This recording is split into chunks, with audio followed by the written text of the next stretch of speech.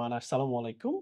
আমরা এই ভিডিওতে কথা বলবো আজকে আইএলস এর গুরুত্ব নিয়ে। যেহেতু লেক্সিকন আইএলস প্রিপারেশন সেন্টার এবং একই সাথে টেস্টিং ভেন্যু, তো আমরা এখানে আইএলস প্রিপারেশন করাই, সাথে পরীক্ষা নিই এবং এই আইএলস এর স্কোরের উপর বেস করে কিন্তু একজন ক্যান্ডিডেট হায়ার এডুকেশন বা ইমিগ্রেশনের যে স্বপ্নটা সেটি দেখে। তো সেই জায়গাতে একজন রেগুলেটেড কনসালটেন্টের কাছে আমার question, though it might be silly for some of the people, but still একটা অডিয়েন্স আছে যারা জানতে চায় আইএলস এর রিকোয়ারমেন্ট।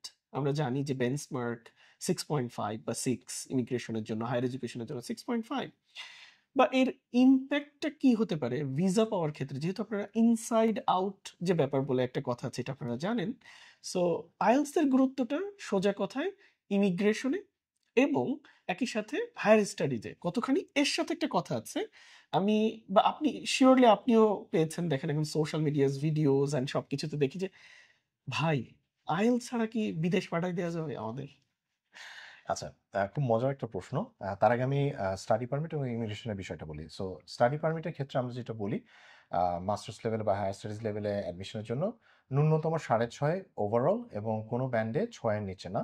তবে কিছু কিছু সাবজেক্ট আছে, কম্পিটিটিভ সাবজেক্ট বা ভালো সাবজেক্ট আমরা যেগুলো বলি, সেগুলোতে যদি অ্যাডমিশন নিতে চাই তাহলে অন্তত 7 বা 7.5 টার্গেট করা উচিত।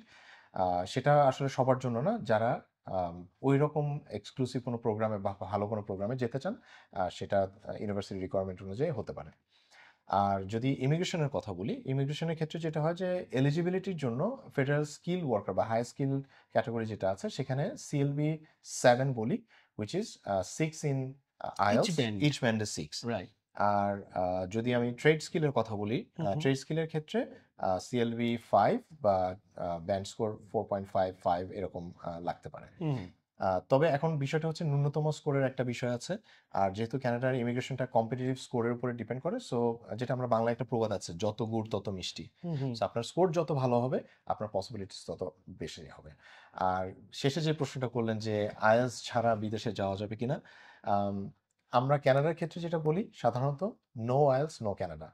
সো আপনি বিদেশে একটা দেশে যাবেন, সেই দেশের ভাষা সম্পর্কে আপনার দক্ষতা থাকবে না, সেই দেশে যে আপনি সেটেল করতে চাচ্ছেন, সেই দেশের নাগরিক হতে চাচ্ছেন, আমি বলবো এটা বিষয়টা একটু অদ্ভুত শোনায় যে আমি ওই দেশে যাব, ওই দেশের ভাষা সম্পর্কে আমার কোনো জ্ঞান থাকবে না। সো মূল কথা হলো, আপনি যে দেশে যেতে চান, কানাডার ক্ষেত্রে বা ইংলিশ স্পিকিং যে কোনো কান্ট্রির ক্ষেত্রে আইএলস অবশ্যই অবশ্যই লাগবে। সেক্ষেত্রে তো আমরা বলতে পারি যে অন্যান্য যে সমস্ত কান্ট্রি আছে, বিশেষ করে ইউরোপের অনেক কান্ট্রিতে অনেক ছেলে মেয়ে যেতে চায়, তারা কিন্তু কাইন্ড অফ একটা রিস্কই নিচ্ছে না, যে ধরেন ওই দেশে যাওয়ার পরে ইংলিশে হয়তো লেখাপড়া করবে, কিন্তু ওই দেশে বসবাস করতে গেলে বা পরবর্তীতে যদি স্টাডি পরে সে চিন্তা করে আমি এখানেই থেকে যাব, তাকে তো সেকেন্ড আরেকটা ল্যাঙ্গুয়েজ শিখতে হচ্ছে। আচ্ছা, এটা খুব ভালো একটা প্রশ্ন, কারণ ইউরোপের এখন যেহেতু ইন্টারন্যাশনাল স্টুডেন্ট যাচ্ছে, পড়ালেখার মাধ্যমটা ইংরেজি হলেও অনেক দেশে কাজ পাওয়ার ক্ষেত্রে, লাইক আমি যদি বলি ডেনমার্ক, সুইডেন, ফিনল্যান্ড, এই দেশগুলোতে আপনি যখন কাজ পেতে যাবেন, তখন কিন্তু আপনাকে ওখানকার লোকাল যে ল্যাঙ্গুয়েজ আছে, ডেনমার্কের ক্ষেত্রে ড্যানিশ, সুইডেনের ক্ষেত্রে সুইডিশ ভাষা, এই ভাষা দক্ষতাটা আপনাকে অবশ্যই আনতে হবে। কারণ হলো, লোকাল ভাষায় যদি আপনার দক্ষতা না থাকে, তাহলে সেখানে কাজ পাওয়ার সম্ভাবনাটা অনেকখানি কমে যায়।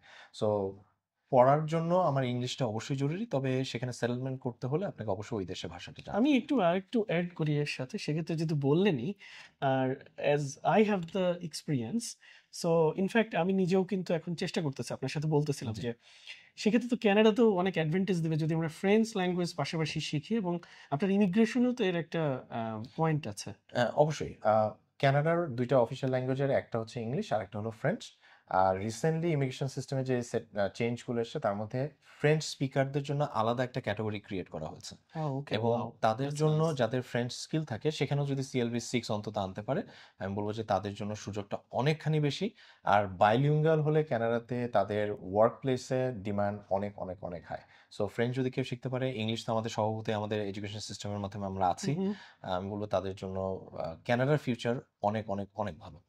Thank you for this valuable information. আমার মনে হয় আমাদের যারা লার্নার থেকে শুরু করে যারা এই ভিডিওটি দেখছেন, তারা ভাষা শেখার প্রতি, বিশেষ করে আমি বলবো ক্যানাডা যাদের টার্গেট, আপনি অবশ্যই ইংলিশের পাশাপাশি ফ্রেঞ্চটাও শেখার চেষ্টা করেন। এটা আপনার শুধু ক্যানাডাতে না, পৃথিবীর যে কোনো জায়গাতে আপনার অনেক বেশি অ্যাডভান্টেজ দিবে। Thank you so much for watching this video, and thank you for giving this information.